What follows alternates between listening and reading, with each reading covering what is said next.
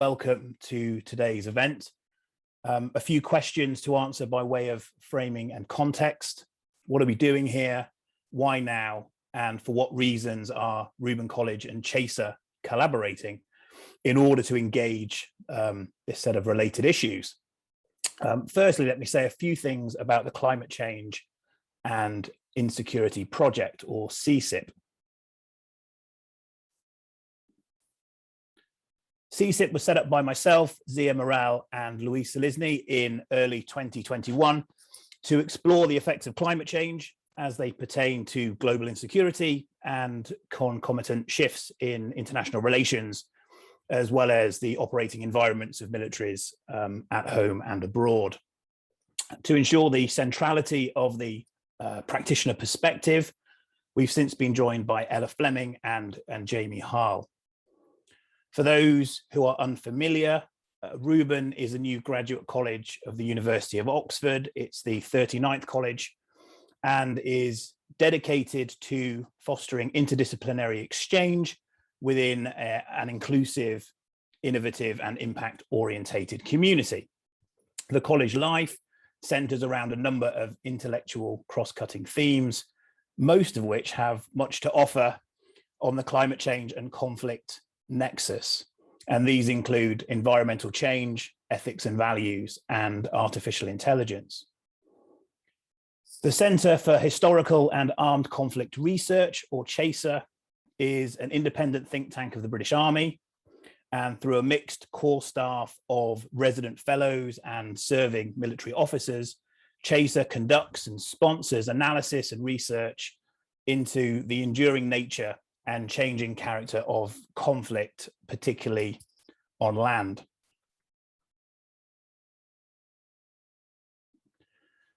Okay, so here are the CCIP project aims in big handfuls: to explore the insecurities created by climate change and responses, to get academics, policymakers, and decision takers interfacing in the tent together, to present the most up-to-date research in order to develop understanding, and to produce insights of optimal value for practitioners. And what we mean here is a focus on drawing out lessons, a focus on priority geographies, theatres, that kind of thing.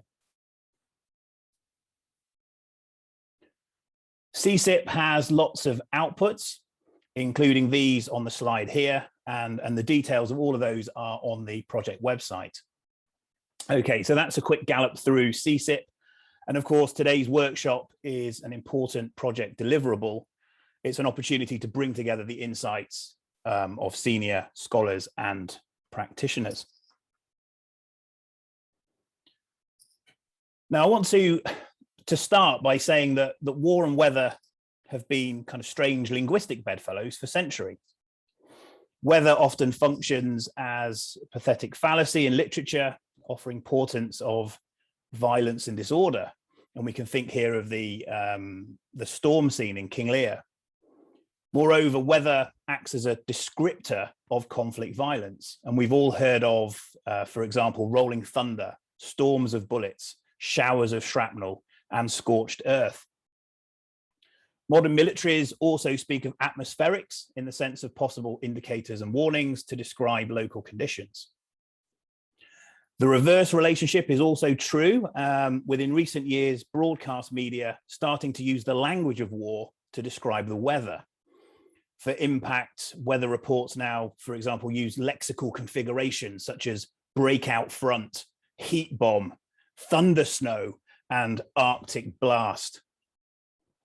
Weather has, of course, repeatedly impacted military history and shaped global affairs. The defeat of the Spanish Armada in 1588 was underpinned by winds that blew Spanish ships northwards. As reports from the time indicated, God blew and they were scattered.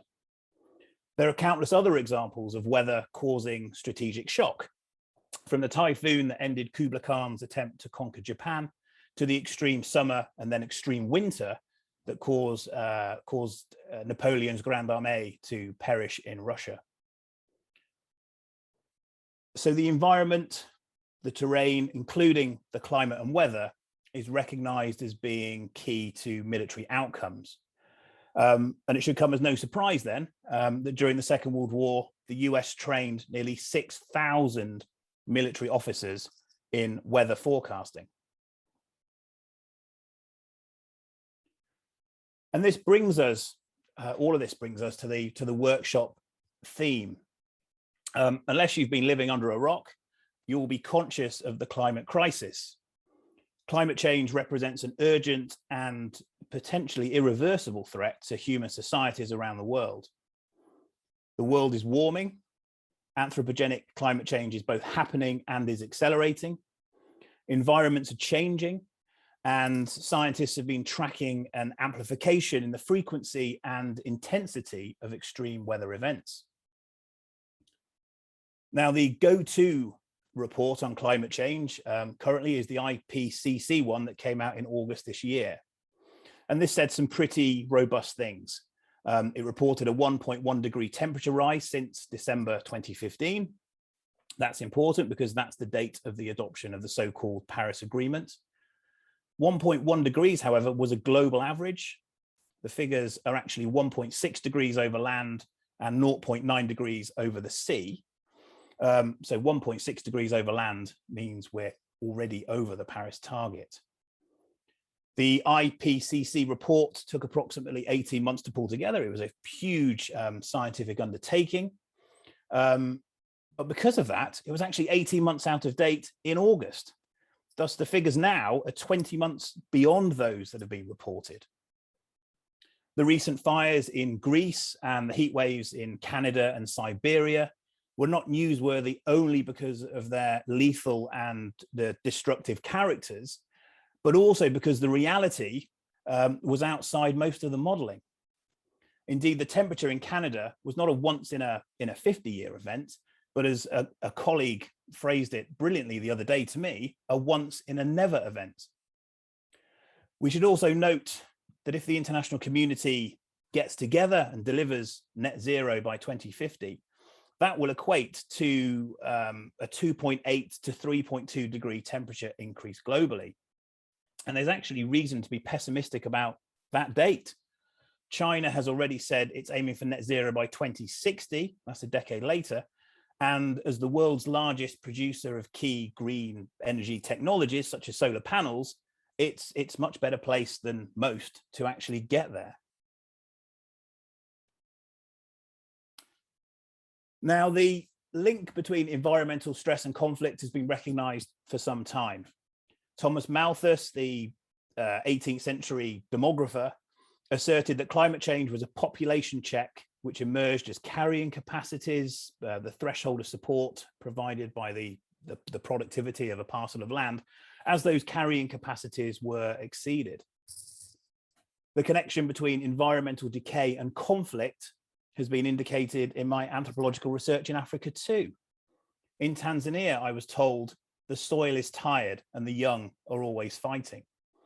In Ethiopia, I was told when there are no rains, there is less grass. When there is less grass, there is less cattle.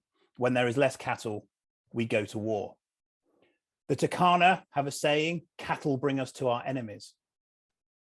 And this is somewhat anecdotal and only linked to the Horn of Africa, but there are quantitative and longitudinal studies that have demonstrated the correlation between environmental and climatic stress and intergroup violence. There is a difference, of course, between correlation and causality. Now, climate change matters because it changes the terrain and weather. It makes capabilities obsolete. It strains infrastructure and equipment, and it magnifies, complicates, and diversifies threats. Moreover, it amplifies risks, which can be exploited by adversaries, competitors, and others. There are physical risks, such as the damage from hurricanes and floods. Naval bases and other fixed coastal assets around the world are clearly at risk from sea level rises. There are also liability risks. Countries are going to start suing each other for the economic and physical harm caused. There are also transition risks that emerge from industrial and economic changes. And then there are reputational risks as countries respond or don't to crises and the demands of their allies, partners, and publics. We'll hear about all of these threats linked to different contexts throughout the day. We'll also hear about how climate change can be an accelerant to conflict and an obstacle to stabilization efforts. Now, if militaries are working in the interests of peace building, then they need to understand and be able to mitigate climate drivers of conflict as and where they exist. But it isn't just conventional warfare that needs to be kept in mind. If militaries are concerned about sub-threshold threats, for instance, then they need to understand the techniques and levers used by state actors as well as those of terrorist and organized crime groups. So state actors, for example, may look to choreograph climate legislation, disrupt economic activity and political processes, dominate industries, economic sectors' resources, and infiltrate and shape research and development. Terrorist groups may look to foster disruption, recruit operatives, and create sympathy with existing or new causes. Organized crime groups might, for example, look to facilitate illegal forms of migration and harvesting, or otherwise profit from the shifting climate conflict ecosystem. On the sub-threshold point, we shouldn't be under any illusions that climate change isn't already being instrumentalized by conflict actors. On the slide here is a sample of information narratives, propaganda to many of us, which has been pushed out by various actors for influence effect recently. And these ideas resonate with audiences, particularly if there is a kernel or more than a kernel of truth to them. Now, there's lots that can be said relevant to security by way of further introduction: the role of climate change in the arrival of new pathogens, climate change as a vector of the mass displacement of people, climate change and the opening up of northern sea routes, climate change and disruption to productivity and supply chains, climate change and boundary legislation, and particularly through the human security lens, climate change and worsening social and economic conditions. So shortly, we'll turn to the specialists. Today's workshop, which includes a stellar cast, the workshop asks in session 1, what is climate change? What do we really know? And what do the models show us? And actually, how are people adapting? Session 2 explores how geography and politics might configure threats and operations. The final 2 sessions tackle the issues of resource scarcity, migration, and economic decline. They also consider what future climate change related conflicts and competition might look like, and the types of humanitarian and warfighting responses the military are likely to be asked to deliver. I also want to talk very briefly about denial, and that's not the river in Egypt, although that's very relevant to the theme of water security, but rather what the sociologist Stanley Cohen recognizes as implicatory denial. This involves the recognition of a problem, but denial of its consequences. In letting the science speak for itself, we may have moved beyond large-scale numbers of climate change deniers, although there are still a fair few of them and other flat earthers out there. However, denial of consequences can be more insidious, particularly at the level of policy and at the level of response. Implicatory denial is, of course, also of short-term convenience, and that kind of ties in with electoral cycles. The climate challenge is enormous. The costs are vast, the effects at once complex and frightening. The ability of humanity to dampen the effects of climate change may also be limited. And it's for these reasons, perhaps, that climate change discussions often carry political overtones or are seen as being of activist interest. However, make no mistake, we all need to be thinking and acting on this now. The best time to respond was yesterday. The second best time is today. Indeed, as this workshop will show, climate change is going to be a central thread tying together a complex web of security challenges in the decades to come. Right. I also need to share a few quick parish notices. Respective session chairs will introduce their speakers, and the timings are in British summertime, and they're all up on the CCIP website, also on the slide here. So session 1 is at 10:30, session 2, 11:45, session 3, 1:45, session 4, 3:15, and the closing keynote is at 4:30. Please can delegates type their questions and comments into the Q&A facility and not the chat function on Zoom. So that's the Q&A facility. If you'd like to state who you are and where you're dialing in from, please do so. That's always nice and helpful, but in no way feel obligated to do so. To note, recordings will be made available of the sessions, but not the Q&A elements. So the questions and responses to the questions will not be captured and will not be kind of distributed further. All workshop attendees will get obviously links to these edited presentation kind of shows after the editing process has taken place, so probably in about a week or so. I suppose we should also say, it won't ever escape your attention that this is a virtual event. I've yet to see a virtual workshop, certainly one of this size, run without at least one technical glitch. If this happens, please be patient. We have a plan B, we have a plan C, and so on. So those are in place. Given the COVID and more kind of latterly the fuel crisis, and to save on carbon footprint, virtual is definitely the way to go. Right, as a final point of this welcome, I'd like to say thank you to our speakers and chairs in advance, and of course to our delegates. I know that many of you are watching on kind of screens in various military and academic settings. I also know that we have service personnel dialing in from as far away as Canada and Cyprus and Somalia and Mali. So thank you all for joining. And with that, let's move on to today's event. So it gives me great pleasure now to introduce Lieutenant General Retired Richard Nugee, who has kindly agreed to deliver the opening keynote address. General Nugee is currently the Climate Change and Sustainability NED at the UK's Ministry of Defence. He was previously the Climate Change Policy and Sustainability Lead for the MOD until his recent retirement. In a distinguished and diverse career, General Nugee has been Assistant Chief of Defence Staff, Chief of Staff to the ISAF Joint Command in Kabul, Army Director General Personnel, and Chief of Defence People.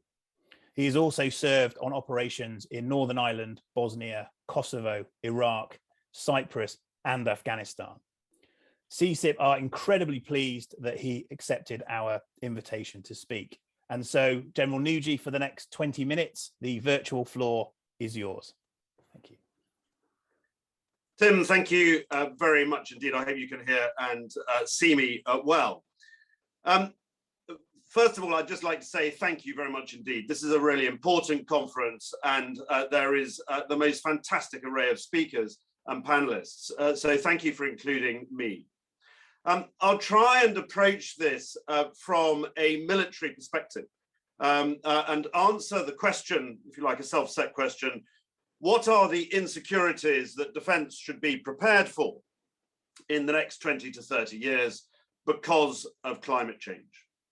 And before I go through what I think are 5 key areas, I'd just like to make a couple of points. And you've sort of said some of these already. The first is that climate change threatens our way of life and will be very costly if we do nothing. Defence is charged with protecting our citizens. And therefore, I would argue that this is a national security issue, because we cannot protect our citizens if climate change damages their way of life and damages what we are trying to protect in the first place. So it is of our relevance, and it is, in my view, a national security issue. The second point is that defence's purpose doesn't change just because the threat changes. And we've seen that throughout our history. Climate change is a threat that must be faced, just like any other threat that must be faced, with understanding, strategy, plans, and equipment that will operate most effectively in a climate changed world. We must maintain our freedom of maneuver across the world at all times in order to be able to deliver our effect and create the conditions where we can solve our purpose. So what are the insecurities that I would like to cover? Well, I think there are 4 insecurities, and I'll then come on to opportunities. The first, as you have heard and is regularly talked about now, climate change as a threat multiplier. But what does that mean for the military? Well, there's the direct threat, and if you like, so extreme weather events. And we've heard so much about extreme weather events, and we've experienced some extreme weather events ourselves. But what does this mean for the military? Well, all the academic research suggests that humanitarian assistance and disaster relief will increase. And that therefore we need to be better prepared for spending more time, more effort, and more energy on humanitarian assistance and disaster relief. So there's a direct correlation between what will happen in the world to our overseas territories, and in fact at home under MACA, military aid to civil authorities, which is going to become more regular.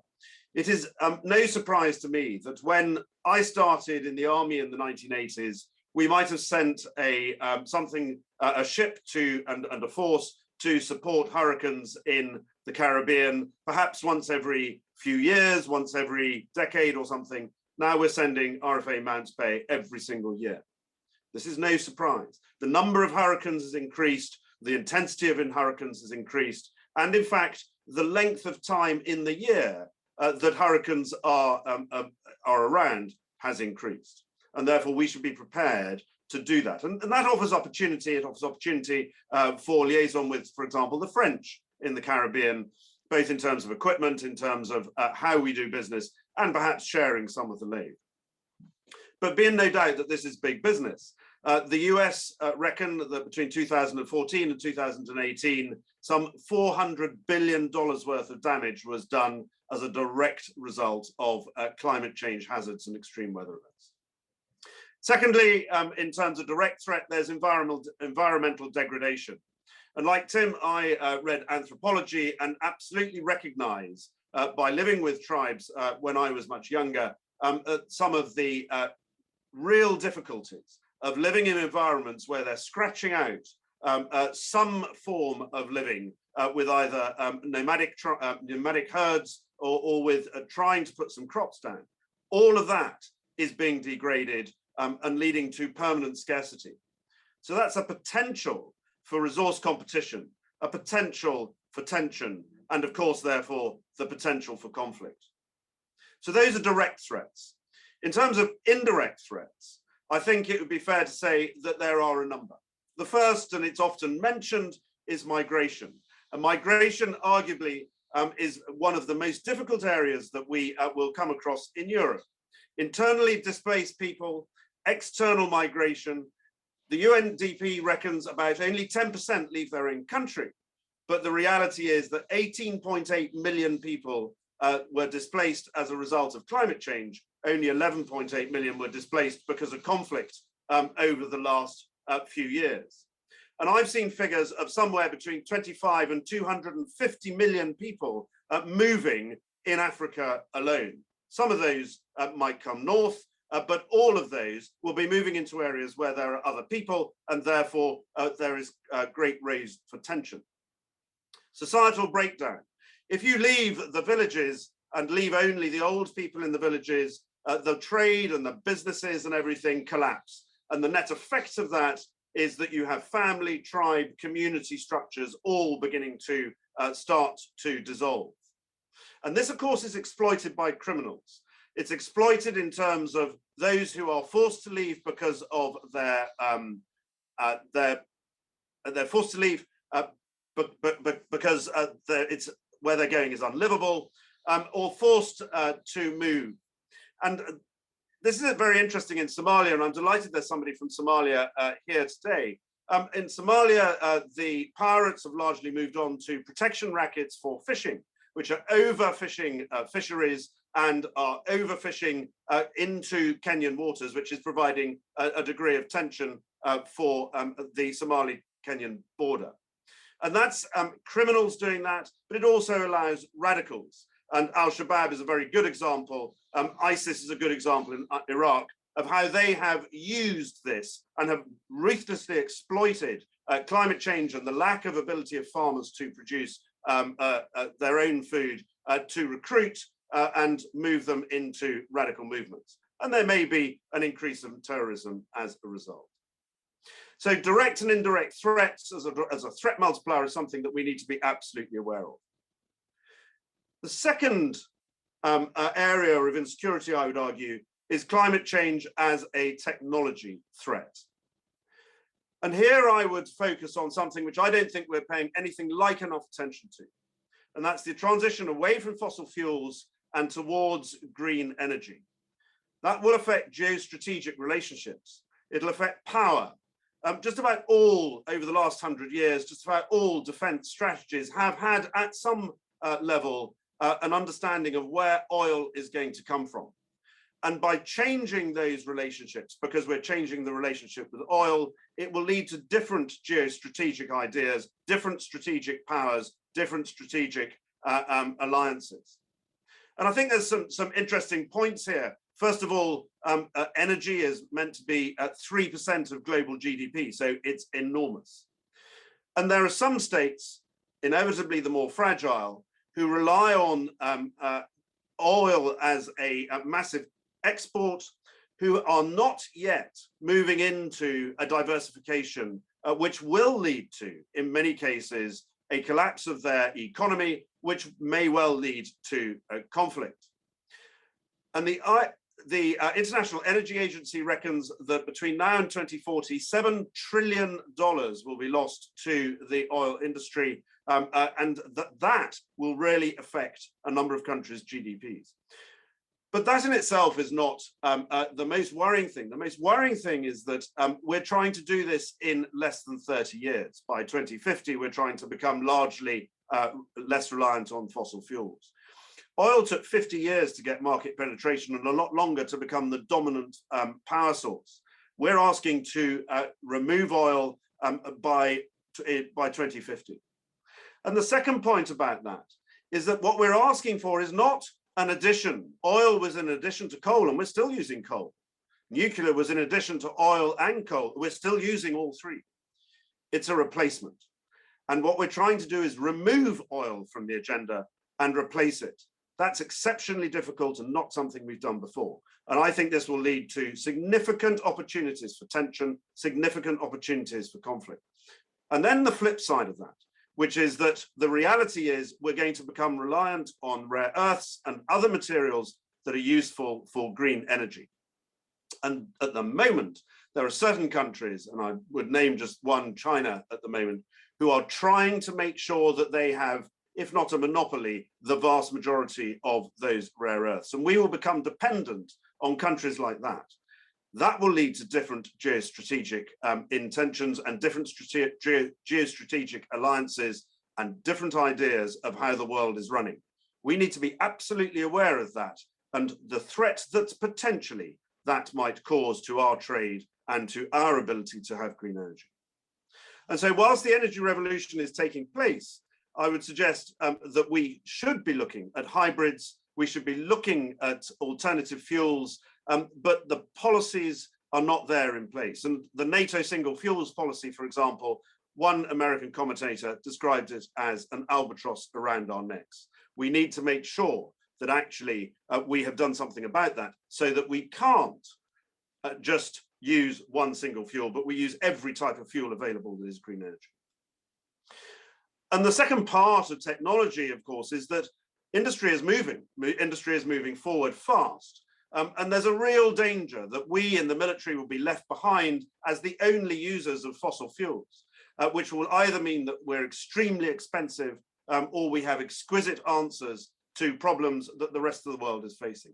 We need to be absolutely in partnership with industry to make sure that what they develop for example, the maritime industry or for the aviation industry, we take advantage of. We should be fast followers. We should be early adopters. But at the end of the day, we've got to rely on the likes of the maritime and the aviation industries to come up with a solution, so that at the end of the day, we adopt their solution rather than trying to do something ourselves. The third area where I think climate change is a threat is to our freedom of maneuver. And here I would point to a number of things that are already happening. The first, if you like, surface sea temperatures. It was described to me by Professor Stephen Briggs that the amount of energy we are putting into the oceans at the moment as a result of global warming is the equivalent of 2.5 Hiroshimas every second. This is having an effect. It is warming the oceans to catastrophic effect if it gets too hot. But what is so what for the military? Well, the Met Office predict that in about 10 years, 15 years time, the surface sea temperature in the Gulf off the Straits of Hormuz will be 40 degrees. Our ships cannot operate in those sorts of surface sea temperatures. Why? Because we use the cold water of the sea to cool our engines. 40 degrees acts as a thermal blanket. So we need to understand what is happening to the sea, and we need to adapt in order to be able to cope with and maintain our freedom of maneuver. The second is one that is very obvious, which is the Arctic. Competition for resources. The Russians have sort of claimed it as an internal Russian sea. They've even put a Russian flag underneath the North Pole by use of a submarine. All of these things, we believe it is an open water. When it becomes open water in perhaps 15 plus years, we believe it will be a free trade route. But it doesn't come without cost. There will be a time when it is pack ice. There will be a time when it's open water in the summer. But in between those two, there's this concept of what's called disruptive ice, or what I call sludge ice. We need to be able to operate in those conditions because the Russians are working to be able to operate them in those conditions. So are the Chinese, so in fact are the Canadians. So we need to be able to do so as well. Perhaps with some of our frigates, certainly not with all of them. And then there's sea levels. I would argue that sea level rise, we won't see very significant sea level rise in the next 10 to 20 years, perhaps, but we are getting to tipping points where that may be the case, and we will see inexorable sea rise.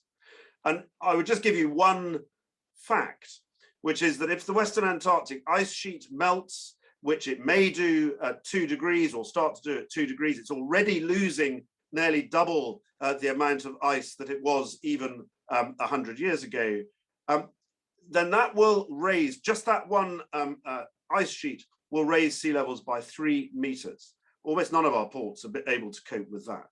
Now, I think that's a long time in the future, but what will that say for our concepts of littoral strike? What will that say for the enormous amounts of misery that will be caused around the world? So we need to be conscious of it. We need to be aware of it. We need to be alive to it. Air temperatures getting hotter. That will have a direct effect on flight. And it's argued that you would need longer runways, potentially, because everything is hotter. And then there's the effect on humans, both in terms of zoonotic diseases, which Tim mentioned, or in terms of humanitarian ability to be able to operate in really hot climates and be able to train in hot climates. The fourth area, I would argue, is climate change as a threat to our license to operate, so different to freedom of maneuver. And here, I think there's two different areas, at home and abroad.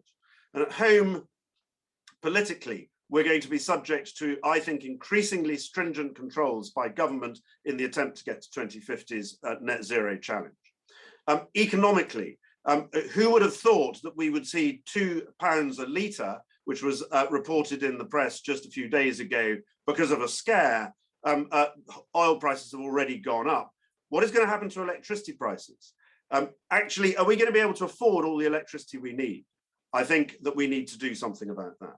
Social, will people join our organization if we are a poor emitter? At the moment, prior to the pandemic, we were 50% of central government emissions, with the defense industry, somewhere in the region of scope 1, scope 2, scope 3 for the aficionados, some 15 million tons of CO2e. Legal, will we be challenged like the third runway at Heathrow was challenged?